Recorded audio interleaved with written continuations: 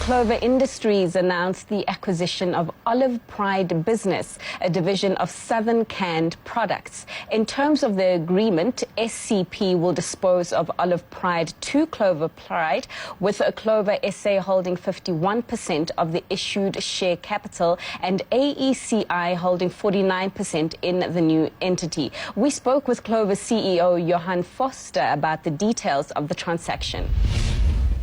Look, we've for some time now said that we want to reduce our reliance on dairy products and to use our infrastructure better. So this is just a sign to underpin that point that we will go into food product categories which are not traditionally dairy, but that can add quite a big value to us in terms of margin. So we're very excited about this opportunity. Johan, David Williams here. You say in your justification, written justification, the Olive Pride brand shares many touch points with Clover, consistent, high quality, great taste, innovation and development.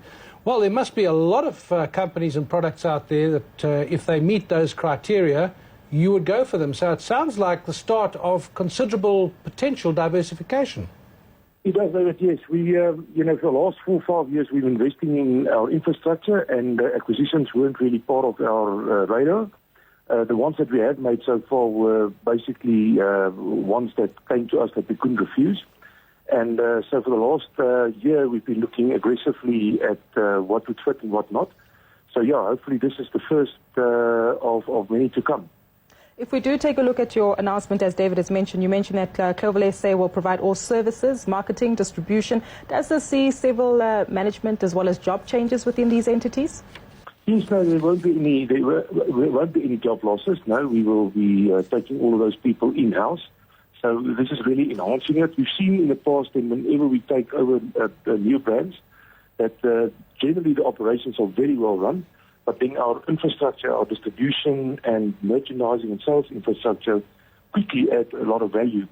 And the people that we take over are generally very well equipped and well trained. So no, there won't be any job losses in this particular instance. And it's also it's gotten 100% approval from the Competition Commission with no conditions attached to it. Johan, what sort of numbers are we talking here, big picture? How much does it add to your revenue, and what kind of record has the company got that you're taking over?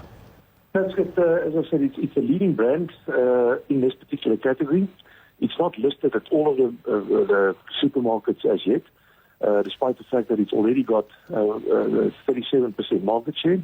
So lots of opportunity there. It's not that big. It's just north of 100 million turnover, but margins that we don't necessarily always see in dairy and some of the other products, which we're trying to reduce our reliance on. Now, as mentioned, the World Economic Forum kicks off in Davos, Switzerland today. CNBC Africa caught up with the LZ Kanza, who is head of Africa at WEF, on the ground from the Swiss Alps.